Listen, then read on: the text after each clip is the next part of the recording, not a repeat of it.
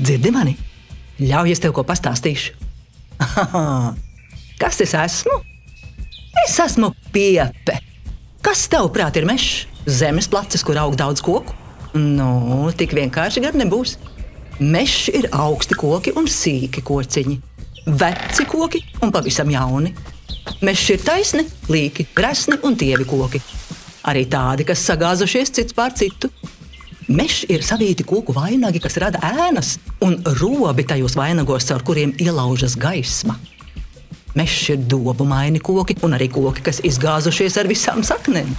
Mežs ir garie koki un īsāko koku otrais stāvs. Zem tā ir paauga un krūmi.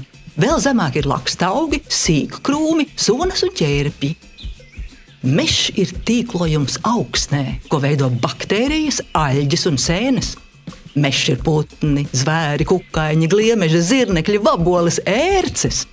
Un arī tā ir tikai neliela daļa.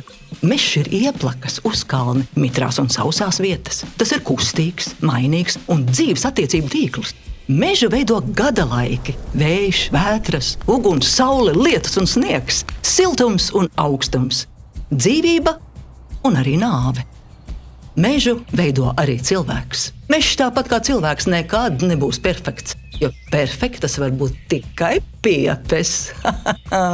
Mežs nekad nebūs sakopts, un tur jau tas skaistums. Tur tā sāls, tāpēc mežs čum un muģ no dzīvības. Bet kā sākās mežs? Par to nākamajā sērijā.